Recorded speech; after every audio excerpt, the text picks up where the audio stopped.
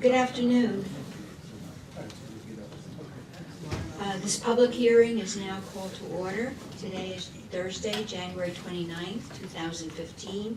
The time is about 7 minutes after 2 in the afternoon.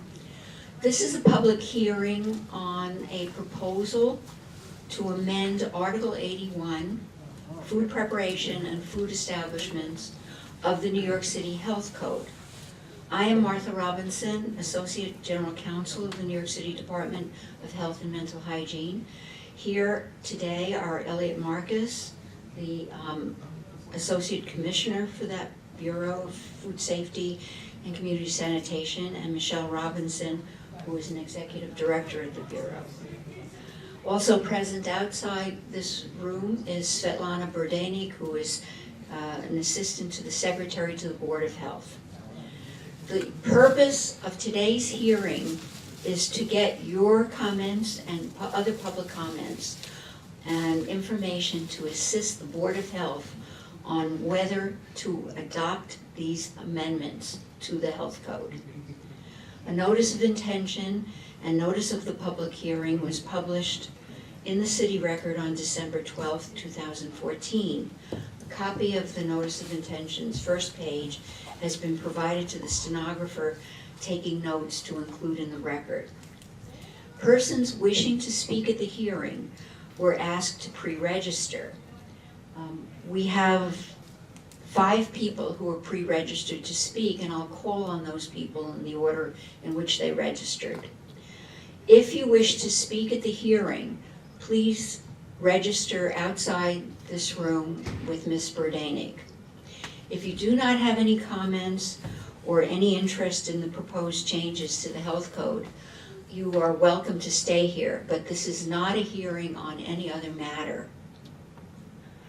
The first person registered to speak is James Versacchi. Is he here? And everybody speaking has 5 minutes to speak. Please introduce yourself and spell your name and provide any affiliations for the reporter to put in the notes. Sure. Wonderful. Thank you, Ms. Robinson. And turn the mic on by pressing the button. Cool. How's that? There we go. Thank you, Ms. Robinson. Good afternoon. I am James Versacchi. With me today is Christopher Hickey, the Regional Director for the New York State Restaurant Association, counsel to the New York City chapter of the New York State Restaurant Association, and it's our pleasure to speak here today, and we thank you for that opportunity. Hello also to Mr. Marcus and to Ms. Robinson. I'd also like to thank the Department of Health and Mental Hygiene staff who've worked on these regulations and who are here today. All of you work tirelessly to protect the safety and health of the restaurant industry in New York City. Whoops. Okay.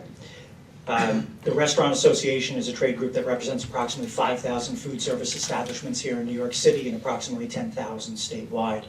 We are the largest and most longest established hospitality association in the state, representing restaurants. And as such, we take the proposed regulations seriously and look forward to providing these comments and hope that you will consider them in light of the impact they will have on food service establishments. What I'd like to do at this time is to introduce Chris, and we're going to stay, both of us, together under 5 minutes to make it even easier for you today, if that's okay. Well, you can have 10 minutes together. Oh, fabulous. Well, hopefully we don't get too many hard questions from Elliot then. So Chris, if I can turn it over to you. Certainly, of course. Thank you very much and good afternoon. I know I've been introduced. My name is Christopher Hickey. I'm the Regional Director for New York City for the New York State Restaurant Association. Just to give you a little bit of background, our restaurants employ hundreds of thousands of New Yorkers and are a backbone of the tourism trade here in New York City. To ensure the continued viability of the restaurant and hospitality industry, we must have sensible and reasonable regulations that protect consumers and the restaurants that serve them. It has been the association's pleasure over the last few years to work with and assist the Department of Health in supporting both food safety in restaurants. The association strongly supports the Department of Health's efforts to protect consumers via the adoption, implementation, and reasonable enforcement of best practices for food safety. The stated goal of these changes is to increase food safety by incorporating recent changes in the 2013 FDA Food Code to the New York City Food Code. While New York City is not obligated to adopt all aspects of the 2013 FDA Food Code, the FDA's guidelines are often utilized to adopt best practices for restaurant food safety. Yet the full adoption of the FDA Food Code has never been mandated by the Department of Health. So the association has reviewed the proposed changes to Article 81 with its staff, food service establishments, including preeminent restaurateurs and chefs and health experts, and is pleased to say that many of the Department of Health's proposed changes to Article 81 are welcome, as they provide additional clarity to food service establishments and generally represent known best practices for food safety. These positive changes in the proposed rules include: 1, the removal of a HACCP plan obligation when food is controlled using time and temperature regulations. Clarification for food service establishments that electronic cigarettes are prohibited from food service establishments. And of course, the removal of the foot pedal requirement from waste receptacles. Now I'm just going to turn it back over to James, and we're going to quickly go into one thing that we really had a major objection to on this report, on the mandated fish freezing practices. Well, we have 10 minutes. I guess we can cover everything, but we'll try our best to streamline today. The association would like to address the proposed change that received the most, I will say, objection and concern from our members and operators. And that's the proposed adoption of mandated fish freezing practices located in Section 81.09, subsection B. While the majority of fish within the food supply chain, including fish provided for sushi and other raw presentation, is flash frozen via methods to destroy parasites that may cause, and you guys can help me out with this one. Anisakiasis. How do you do? Anisakiasis or tapeworm infections. Some restaurants choose to serve fresh, unfrozen fish in numerous settings, such as sushi, ceviche, and crudo. These include what we would consider specialty restaurants, where chefs utilize unique and specially sourced products to further their menu offerings for their customers' palates. These restaurants help establish New York City as one of the culinary capitals of the world, and also preserve the cultural identity of many of the numerous minority and ethnic restaurants within the city who support the diverse culture of unique and fresh food that exists in the city. We have three main areas to address that we believe warrant the non-adoption of 81.09 subsection B. First of all, the proposed rule does seek to address a non-existent issue. The association is unaware of any recent confirmed or suspected cases of anisakiasis or tapeworm infections from uncooked and unfrozen fish that would warrant the adoption of this rule. In fact, the department does not even track confirmed or suspected cases from uncooked and unfrozen fish. Hence, quite frankly, having been a former regulator, we believe that this rule seems to be addressing a non-existent problem within the city at this time. So, from looking at things also from not just a tracking perspective, but from an operational perspective, there are also a lot of technical deficiencies that we find in the proposed rule according to our research, including the fact that it would require food service establishments to freeze fish via methods that are not commercially viable for food service establishments to install, and it fails to set forth sufficient guidance for operators.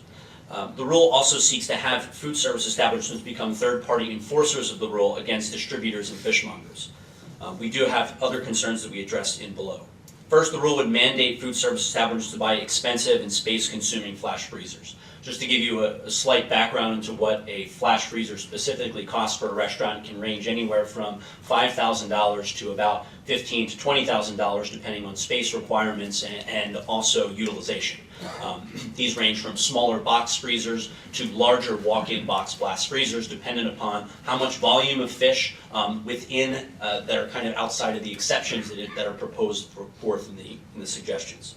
Secondly, the proposed rule does not clearly delineate the acceptable means and methods to destroy parasites via freezing or the purchasing of frozen fish. While the proposed rule gives guidelines, they're not likely to be met with existing food service establishment equipment. Without clarity, operators may think that throwing fish in a standard freezer somehow makes fish sushi grade, when in fact the FDA code provides a much more comprehensive set of guidelines for operators to properly freeze fish. We all know, I'm sure you all deal with food service operators on a daily basis, and from my own experience, that most food service operators don't have a clear set of systems and guidelines, and they go a lot on instinct and kind of what they feel like doing. So we feel that this could create an issue if it is not clearly defined. As noted above, the association also believes that as written, the proposed rule would make many operators think their existing freezers can also be as effective as commercial fish flash freezing techniques, when in fact freezing procedures set forth in the rule require specific equipment to ensure proper freezing. Hence, the freezing rule, if mandated, would be best handled by processors and distributors and not New York City food service establishments. And finally, there's one issue that we think is very important here to address, which is basically having food service establishments have to maintain a set of records and obtain documentation from their distributors that the fish was properly frozen to proper standards is really tantamount to having operators act as third-party enforcers of this rule against their own distributors. At its best, this is a well-intentioned rule. At its worst, it's seeking to expand the jurisdiction of the Department of Health to an area where it does not have oversight. The city restaurants that we deal with have innumerable amount of regulations to deal with. Of the 24,000 FSCs, we all know they are regulated by numerous agencies, both local, state, and federal. And we're very concerned about adding additional record-keeping requirements, particularly those that are outlined in this subsection. And on that basis, as we'd like to conclude, Chris, unless we have anything else, our primary objections to that section, we ask you to go back, consider it. The other issue that we wanted to highlight is we've done some preliminary research, and we're not aware of other jurisdictions or a majority of jurisdictions that have adopted this fish freezing requirement. In light of the fact that there has not been any tracked cases of this, we think that it warrants review by the department before instituting this proposed change. You know, one more thing I can briefly add on a more personal note, just to not extend things larger, but from being in a restaurant and operating a restaurant for more than a decade, you know, the rule that this really applies to are, you know, especially in New York City, a lot of the menus we've been scouring and the restaurateurs we've been talking to are the higher end restaurants, the restaurants that provide exotic fish, whether it be through crudo, ceviche, sushi, any other specialty product that they're providing. The chefs that work in these restaurants, you know, mainly putting forth ethnic cuisine, and also some of the other ethnic cuisine restaurants take the utmost and complete care in maintaining the quality of product. And you know, from talking to a lot of these individuals, you know, their concerns lie mainly in the fact that, you know, they want to make sure that they're delivering the best product possible, and they feel that these regulations really hinder that. We want to make sure that New York City is maintained as one of the best culinary capitals of the world. You know, making this another hindrance for restaurants is really going to exasperate that very much. Just a few other items that we wanted to require further discussion, and since obviously our time is limited, we just want to make sure that we're getting a couple of these points in very briefly. For addition sections for our proposed rules for our written comments, for 81.05 subsection D, we were aware that the Department of Health has always allowed pre-inspection openings, and the association is unaware of any data that would justify this significant change in operating procedures. That's regarding the 21-day requirement for food inspections before a restaurant opens. For section 81.04 subsection E, we're asking for a clarification on some of those. The labeling requirements for fresh, unpasteurized juices must be clarified. Does this mean that fresh juices prepared for service and mixed drinks must have a label? And how would that process work? Or is this just simply for juices prepared, bottled, and sold to customers? In section 8107 subsection H, what handles are deemed adequate for the provision set forth in 81.07? And also for subsection O in 81.07, what methods are acceptable for dispensing single service articles? Must every single paper coffee cup now be wrapped in plastic? And obviously that's a little extreme, but we just want to make sure that that's clarified. As we work hard to reduce waste in New York City, the level of packaging, especially in an absence of any known scientific data linking such single-service items to disease outbreaks, seems slightly unnecessary. And we would only ask that if you're asking us to use sanitary containers to dispense single-service items, that it's simply clarified for FSCs just to make sure they know what specific equipment to get. Our foot-operated and covered waste receptacles, and this is section 81.21 subsection B, not required anywhere in an FSC operation, for example, restrooms. Obviously, we're just making sure we clarify on this. And also on section 81.29 subsection A, it sets standards for the use of chemical sanitizers. The association would ask that the Department of Health consider adding an additional subsection to allow for the use of food-grade chlorine tested at 50 parts per million for available chlorine in final rinse water, or quaternary ammonium tested at 200 parts per million in final rinse water for manual sanitizing purposes, even though such products are not antimicrobial pesticides registered with the U.S. Environmental Protection Agency. A vital part of the New York State Restaurant Association mission is to seek the development of a fair and equitable regulatory environment that encourages the success and growth of New York City's world-famous restaurant industry. I just thank you all for your time and the opportunity to provide these comments today, and thank you very much. I appreciate it. Thank you, sir. Certainly. The next speaker who's registered to speak is Andrew Riggi. Is he here?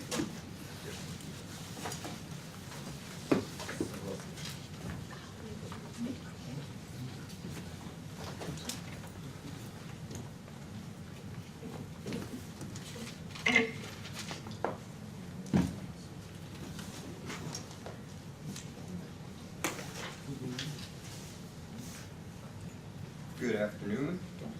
Hello.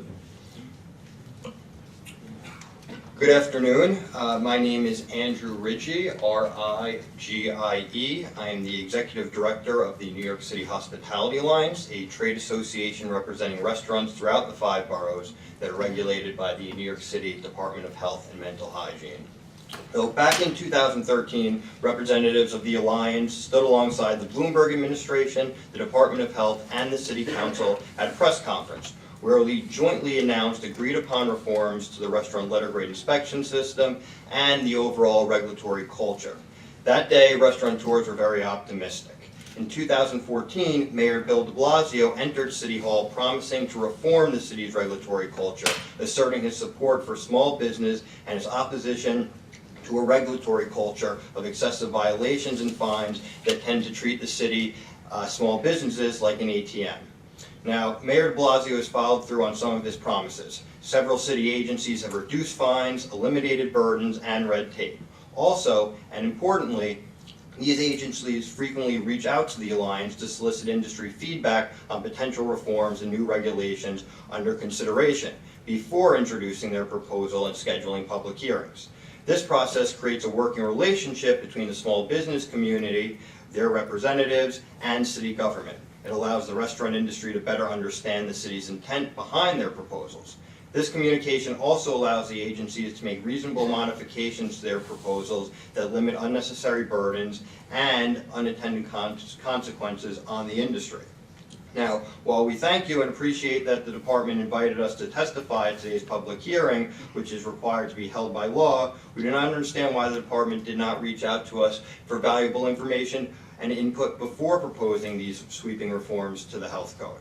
The failure to reach out for our input before this hearing is both counterproductive and contrary to the collaborative approach embraced by many other agencies. Now, legislation was implemented nearly 2 years ago requiring the Department of Health to establish a food service establishment advisory board to help advise them regarding the effects of the inspection system on restaurants, food safety, and public health. The purpose of this advisory board is to review and advise DOH on exactly the type of matters that are included in today's proposed reforms. Yet this required advisory board has still not been created. Thus, in considering these proposals, the public and the restaurant industry will not benefit from the expertise and feedback intended to be provided by the advisory board. It's also unfortunately perceived by many as a way for the department or the city to escape some scrutiny of the proposed that the proposed amendments may receive from the advisory board. One of the regulatory reforms adopted by the city also requires that newly proposed regulations that would create potential fines for violations must establish cure periods in which business owners can fix a violation before a fine is levied, or the issuing agency must state why a cure period should not be allowed. There are neither cure periods provided in today's proposal nor any proper explanations for their absence. Now, while today's proposal to amend sections of the health code contains some positive and benign amendments for restaurateurs, others create concerns about the expansion of a gotcha mentality and micromanaging of small businesses that we had hoped was behind us. For example, if this proposal is passed, busy kitchen cooks will have to worry about the quality of their handwriting because fines can be imposed for certain logs not being legible in the opinion of an inspector. Other new violations include long required disclosures on handwritten menus, chalkboards, and signs, burdensome labeling requirements for simply putting the same fresh squeezed orange juice you serve at a table into a cup with a lid to go, vague new language inserted throughout the health code using terms such as potential, routinely, legibly, would also now require workers who do not prepare or serve food to wash their elbows before starting work and throughout the day if they wear a short sleeve shirt. And there's also an attack on environmentally friendly reusable containers. Now, while the Alliance will submit more technical comments on this proposal, we hope today can be a turning point in the regulatory culture. The Alliance has made a lot of efforts to work with you, to reach out to the agency, and we would like to work cooperatively, and we really hope you'll meet us halfway. We believe that these rules should not proceed beyond today's public hearing and should be withdrawn. The Food Service Establishment Advisory Board should be established, and one of its first directives should be to conduct a review of the proposal and provide recommendations for sensible amendments before rescheduling a public hearing. We thank you for your consideration. I'm happy to answer any questions. Thank you, Mr. Ritchie. You're welcome. The next person registered to speak is Robert Bookman. Is he going to be here? He's unavailable today. Okay. Bill Levy? Please identify yourself for the reporter and spell your name. Good afternoon. My name is Bill Levy, L-E-V-E-Y. I don't have a formal speech prepared, but I wanted to come today to provide some comment in support of and partly to amend the proposal to Article 8107, subsection O. This is actually in regard to a petition that I filed in regard to protecting coffee lids, dome coffee lids. The commissioner had granted the petition. This letter, in sum, your petition proposes that Health Code's section 81070, which addresses contamination of drinking straws, be amended to include a requirement that dome coffee lids have a wrapper over the mouth contact area and be discarded immediately after use. In support of the petition, you state that an uncovered mouth contact area of a dome coffee lid can become contaminated. The petition is granted.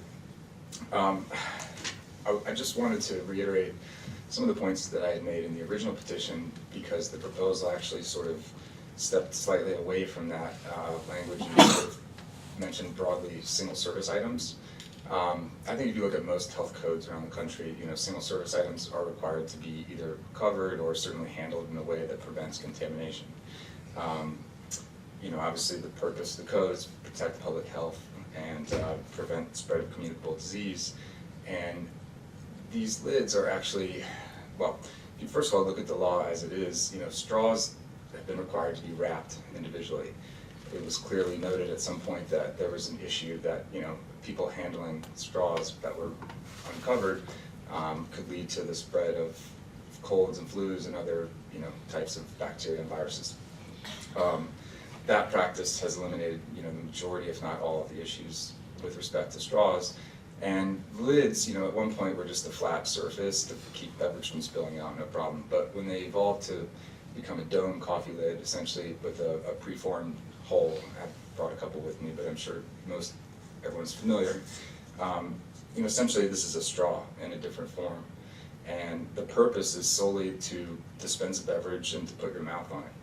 And it's nearly impossible to actually apply the lid without touching the area that consumers are putting their mouth on. Most often the person putting that lid on is either, if it's the person at the coffee shop, they're handling money all day, which as we know is not permitted in any other food service practice.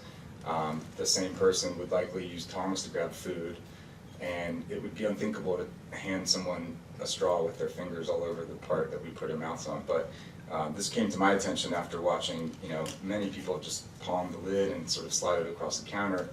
And from working in restaurants when I was younger, I just thought it didn't seem like a sanitary food practice. And if you look at nearly everything else, obviously the goal is to prevent contamination, but whether consumers are grabbing the lids themselves and they're left out for the public, you'll often observe people taking a couple off the top and maybe grab one from the middle and put them back. And so, I can think of no other article that is susceptible to this amount of contamination. So I know, New York is a leader in these types of issues, and I want to encourage the board to take a proactive approach and close this loophole and essentially protect public health through this product.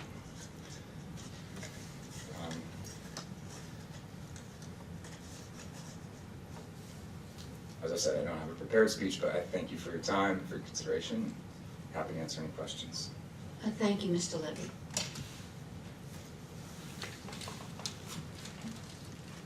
Is there any other person who has registered to speak at this hearing? Yes, sir.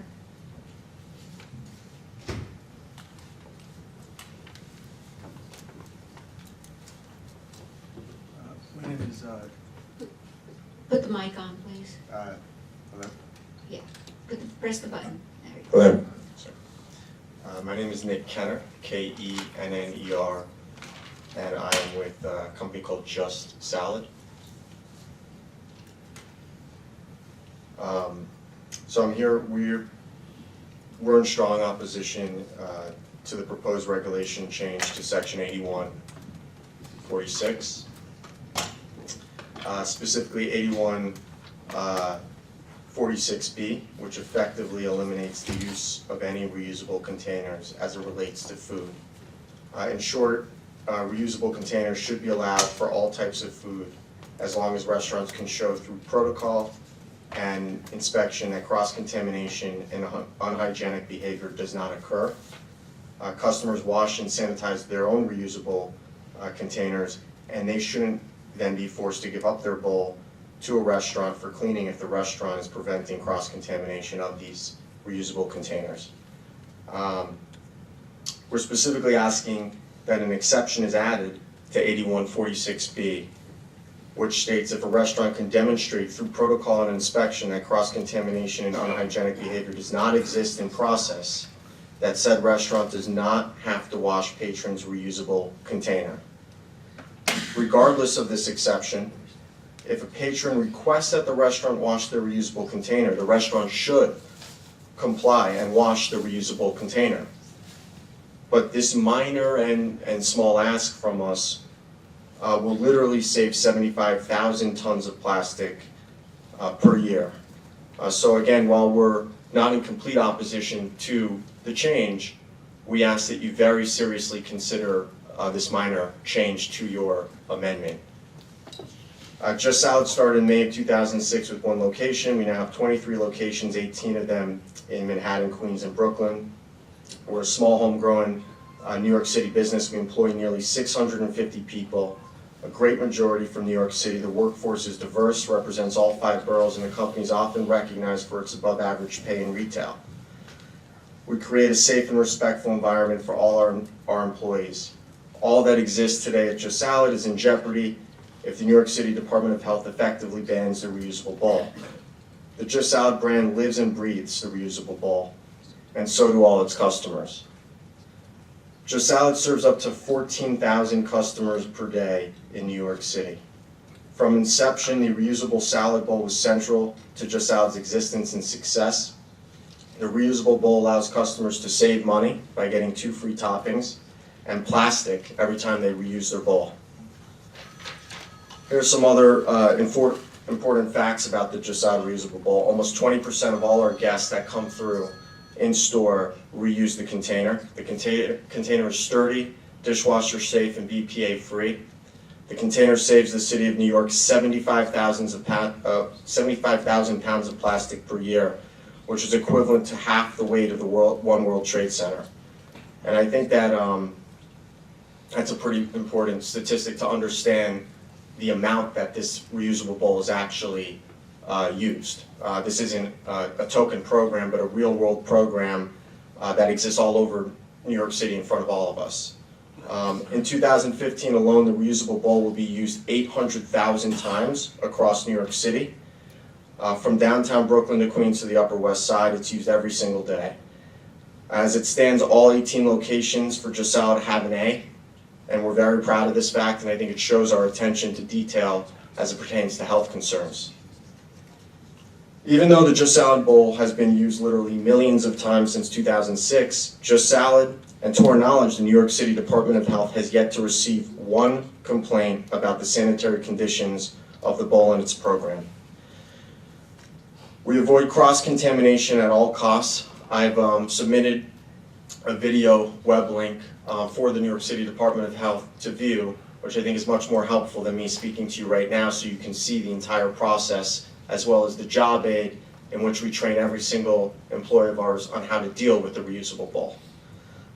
We avoid cross-contamination because the reusable bowl never touches the cutting board. It only touches a designated black plate and tongs, and the black plate is only used for reusable bowls and no other food containers. Additionally, the tongs and the Mezzaluna knives are sanitized and washed after every salad. A coffee mug, where people's lips and saliva touch, and then is reused in a manner where the inside of a cup is touching the nozzle where coffee is disposed of at a restaurant, is dangerous. Not a salad bowl that touches a black plate which never touches food. The Department of Health recommendation that restaurants mandatorily wash and sanitize patrons' reusable containers will kill the program for Just Salad and any other restaurant chain for two main reasons.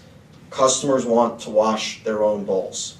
They don't want the restaurant taking the container away from them out of sight and in the back of a restaurant. Also, customers don't want to wait the extra 5 minutes in Midtown and Wall Street at lunch to have their own bowl washed. The way the rule is written out would essentially kill the bowl for those two main reasons. The City of New York and the Department of Health is taking progressive steps to make New York safer and more ecologically sustainable. Isn't it counterintuitive to ban styrofoam plastic bags, push composting and affordable healthy eating, and then effectively ban a reusable bowl that is used 800,000 times per year? The Department of Health is taking a step back without adding an exception to the rule of 8146. Reusable containers are essential to the future of food service. Government agencies and food service providers reusable containers are essential to the future of the food service business, and government agencies and food service providers need to work together to make sure common sense and hygienic practices are followed. Forcing patrons to give up their reusable bowl so it can be washed by the restaurant is redundant, especially at a restaurant where cross-contamination does not exist. If the point of the New York City Department of Health is to not effectively ban reusable containers but make them safer, then you need to take a real look at what a place like Just Salad is doing. I ask you to please look closely at Exhibit A and B, which I've attached with the submission. All right, thank you. Is there anybody else here who has registered to speak or who wishes to speak? If there is no one else who wishes to speak, I'm going to adjourn the hearing to 3 o'clock. Might have to submit the bowl as evidence. Just waiting for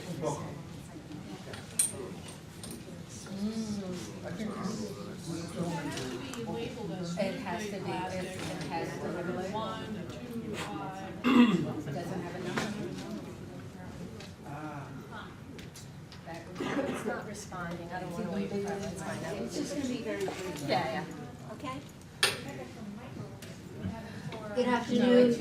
It is now 6 minutes after 3, and there being no other persons here who wish to testify on this proposal, this hearing is adjourned again until 10 minutes to 4.